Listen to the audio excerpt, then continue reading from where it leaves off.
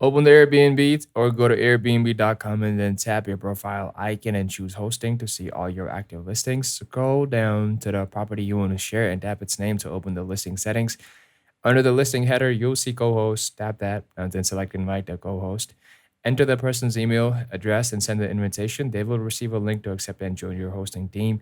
While the invitation is pending or after they accept it, tap permissions to pick exactly what they can do. Whether it's messaging guests, managing booking requests, updating your calendar, or editing listing details, toggle each option on or off to match the level of access you want to grant. Once they accept you have confirmed their permissions, your co-host will appear in the co-host list and he can start helping out immediately.